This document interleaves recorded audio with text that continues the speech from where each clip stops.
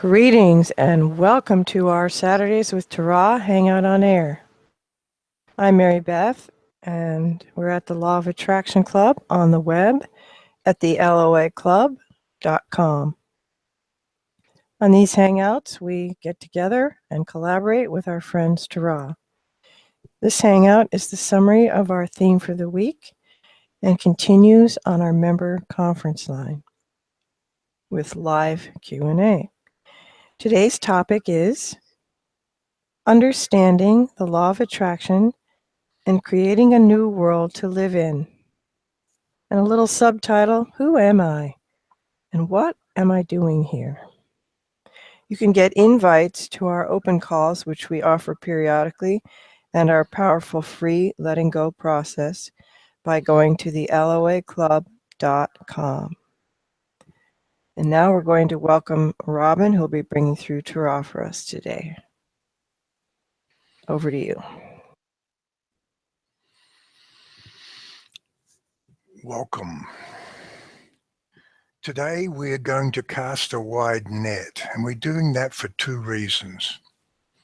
If you're new to the idea of a law of attraction and new to this community, we'd like to offer you our perspective on, and some answers to, the two big questions each of you faces at different points in your life. Who am I? And what am I doing here? If you've been with us for a while, we invite you to reflect on the path that brought you to this point in space and time, and review, and perhaps reaffirm, the belief choices you've made. Your inclinations about the law of attraction may be positive or negative. You may be inclined towards believing in it, and so you're looking for ways to reinforce that belief. Or you may be inclined to disbelieve it and looking for ways to debunk it. Well, nobody can prove anything to anybody. All you can ever do is make decisions for yourself about what to believe or disbelieve. And once you've decided, you'll come up with all the proof you ever need to support that choice. From our perspective, belief choices are not right or wrong, or good or bad. Every belief choice is valid, because whatever you choose becomes your truth. We would further assert that by law of attraction, what you choose to believe defines your world, and therefore every belief choice you make is self-reinforcing.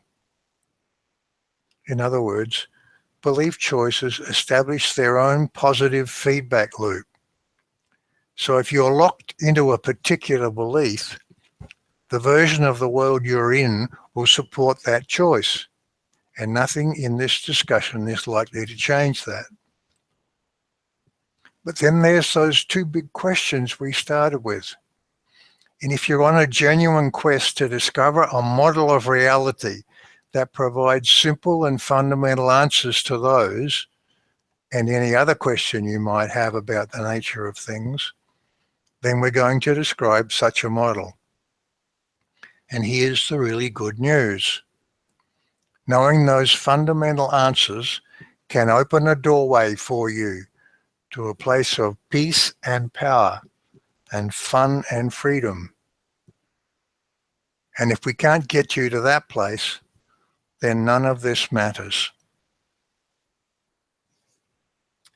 We're not going to ask you to suspend logic, because this discussion is going to be as scientific as it's possible to be. And we're not going to ask you to accept anything on faith. However, whether you're inclined to believe or inclined to disbelieve, we are going to challenge you to examine your assumptions, because where you're starting from determines where you can go. Let's look first at the world of the materialists, those who believe in a physical-only world. This one got into a lengthy exchange some time back with a self-described atheist who proudly declared that he made no assumptions. But the truth is that you all start with assumptions. And if you've been practicing them for a while, you may be so invested in them that they've faded into your background tapestry of beliefs and expectations. You've locked onto them, and they confine you within a limited range of possibilities. When asked once if he was an atheist, astronomer Carl Sagan, who co-authored the original Cosmos television series, said, "An atheist has to know a lot more than I know. An atheist is someone who knows there is no God." We call that a truly scientific answer. It avoids the assumption most people, and certainly most atheists, make, that there's one world out there, external to you, and physical and continuous. And if anything non-physical or spiritual actually existed, you'd be able to observe it and prove it in the physical world. That's a huge assumption, and once made, it effectively closes off the possibility of logical discussion about concepts like consciousness, and it dismisses as irrelevant those big questions we started with. Then there are those who choose to believe in an all-powerful God as creator of everything, and many of you find comfort in that belief. But when you superimpose the concept of an omnipotent and loving and forgiving God onto a physical world, a world containing every imagined sort of behavior, then the theology becomes very complex, and the answer to life's big questions end up in the realm of only God knows. There are also law of attraction advocates who seek to prove it by various means. For example, they propose aspects of quantum physics as law of attraction proof. But to do that, like the atheists, they have to start from the place that there's one world out there. But logically, you can't do that. Because if you believe that by law of attraction you can change your world, then so can every other person on the planet. And so now you find yourself constrained by the creative desires of everybody else. But what if the physical world is an illusion? What if this so-called reality that surrounds you is actually a self-created virtual reality? What if there's not one world out there? What if it's your world, the one you're attracting by your belief choices? What if it's simply the stage on which you are playing out your story and having your experiences? What if everything is an inside job? And if this is so, can you see why we say your belief choices are self-reinforcing? Whatever decisions you come to become the truth, and your world lines up with it. You can't conduct studies to prod and poke at reality as if it's fixed and external to you, because it's a moving target created by your thoughts. It is an inside job. Can you see why we said at the start that nobody can prove anything to anybody? The whole notion of proof is not logical, because the only person you can prove anything to is yourself. And we'll get to more on that shortly. So how do you decide what to believe? Only you can answer that for you. But we suggest the important personal criteria are: 1, does it give you a basis for answering life's important questions? And 2, does it make sense to you? And 3, Does it feel good? Try this on for size. This is our description of everything fundamental and unchangeable about you. These are the things you are not at choice about. You are not a physical being in a physical world. You're a timeless, spaceless consciousness. You're an always connected extension of the collective consciousness of all that is. You are born out of, individuated by, your intentions and choices. When you make a new choice, it steps you into a new individuation, a new version of you. Every version you inhabit comes with its own matching context, you and the world around you. And here's our description of what you are at choice about. Everything else. Everything else. That's the fundamental truth about who you are. It's logical and simple. However, it may be that its very simplicity is unsatisfying to you because you've been sorting through many complex ideas. And this, therefore, seems like an intellectual shortcut that you may want to dismiss out of hand.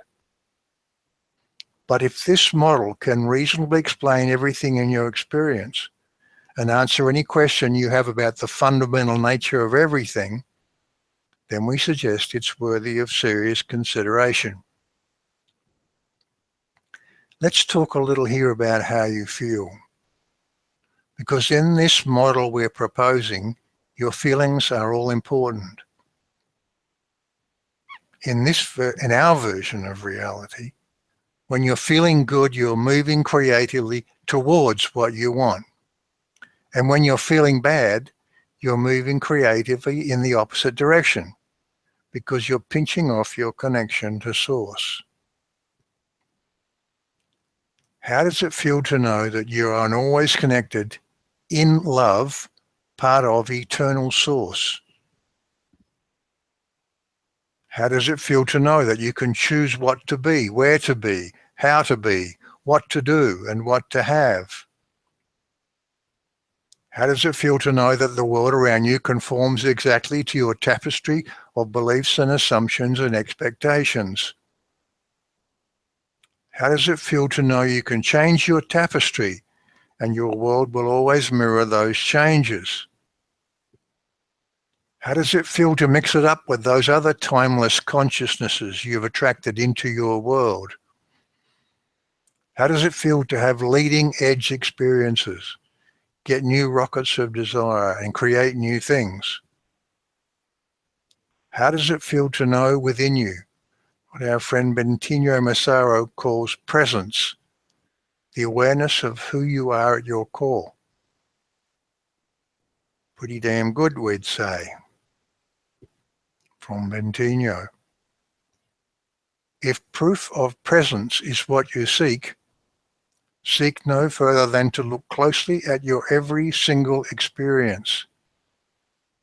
For every moment's very ability to appear to you confirms the crystal clear existence of an all-pervasive presence, you. Without presence, no experience could arise. Experience, therefore, implies, proves presence. Now, experience happens all the time, so proof of presence is always present. When you get this, the direct teacher of presence is always with you. Do not look far away when proof of what you seek confirmation of is right here, every billionth of a second, appearing right in front of you, showing you over and over again what is already obvious to itself. Now we know that these are profound statements we're making. And in the meantime, here you are in the world with those other people, and you're dealing with it, and with them. And all you wanted to get perhaps when you came here was a little reassurance that you were on the right track and a few pointers at the truth of it all. Well, the truth is we can't answer your questions completely or even adequately without building a foundation. So we encourage you to think about the ideas we've been discussing, and here's how you get the reassurance. Here's how you prove things to yourself. As we said above, try it on for size. In general, what all this means is, first, understand it. Then be aware of the implications, and they're enormous. Then be aware on a more ongoing basis of the pattern of your thoughts, because those thoughts create everything, and of that presence that Bentigno refers to. Then find something you want to change. Choose some new beliefs about that thing. Let those flow into expectations until they become part of your background tapestry. Then watch what happens. If the changes don't show up, that simply means your background is not yet aligned with your foreground thinking. Practice more flow. When the changes do show up, pat yourself on the back. Appreciate yourself. Feel good. And then on to the next creation. In particular, what that means is probably something like this. Find some processes that help you develop new habits of thinking. We've proposed many of them in this community. Glom onto them, adapt them, make them your own. Make a commitment to using them. Start to develop new thinking habits. Start to live life from this new place of knowing. Will you have doubts? Probably. But if you set yourself the intention to really give this your focus, you will begin to experience the presence of which we've been speaking. And then you move from doubting to knowing. The better it gets, the better it gets. In particular, what that means is probably something like this. Here's a set of daily affirmations you can use. Get quiet right now and follow along with us here. Ready? Here we go.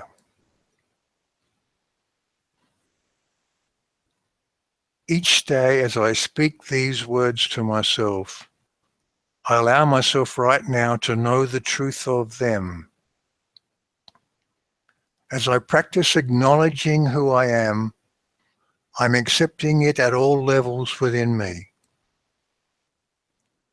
I treat myself with enormous generosity of spirit, and even as my mind wanders through many different rooms, I return always to this core intention, to know myself as I truly am.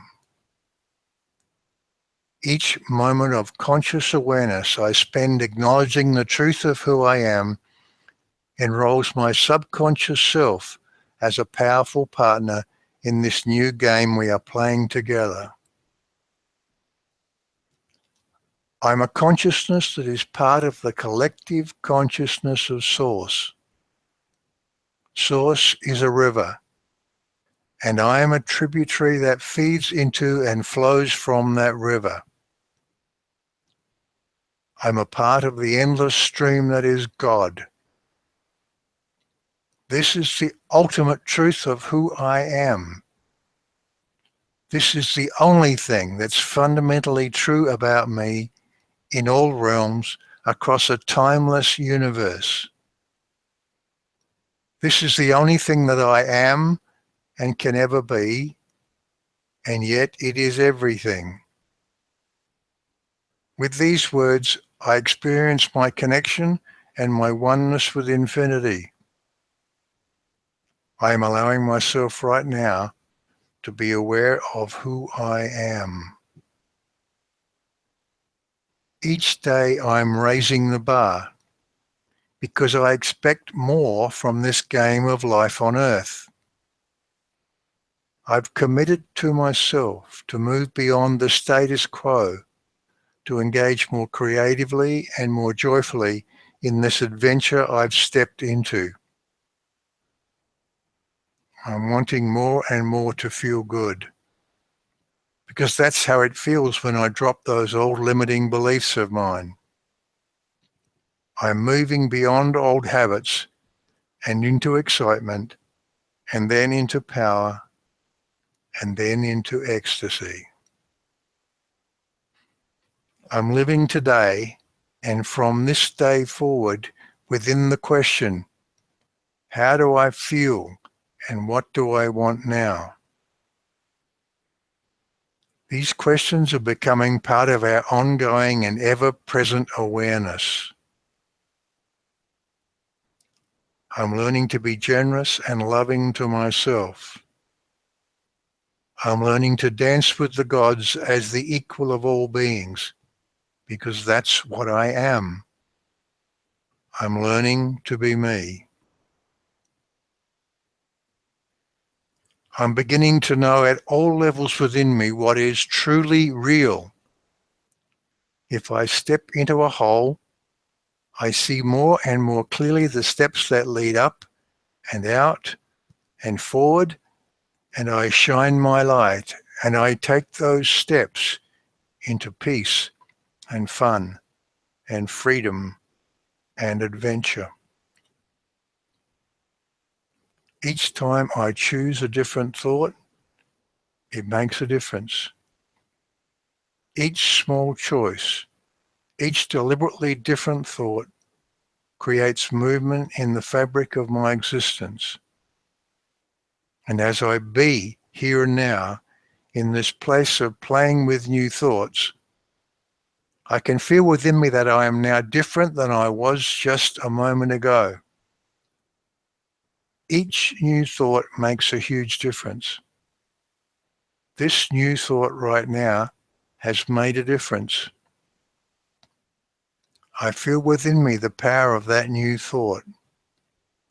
I see stretching before me a world that has shifted, and I can feel myself emerging into that new version of me and my world. Everything can change in an instant, and I know that my story changes as soon as I let go of all resistance. Resistance is a part of my old story. This is my new story. As I practice here and now this awareness of me and my power, I know that abnormal is my true normal. There is nothing I cannot be, do, or have. There is nothing I cannot change. This is my new story, my true story. It's my new true story, and I'm letting it sink in right to the very core of me. I'm learning to be me. Good. And here's another recommendation. Stay in touch. By taking advantage of the facilities of this community, and or by going inside into that presence, that place of inner peace, because that's where we are. You have attracted us into, created us within, your world, even as we have created you within ours. When you reach out to us, we are with you. And now we move to our longer discussion, where we'll talk some more about doubts and possibilities and certainties, and will answer your questions. This Hangout on Air was the summary of our theme for the week. We do 3 live calls a week with Q&A for our members on Tuesdays, Thursdays, and Saturdays. You can become a member by going to the loaclub.com/join. So now our longer discussion continues with live Q&A on our member conference line.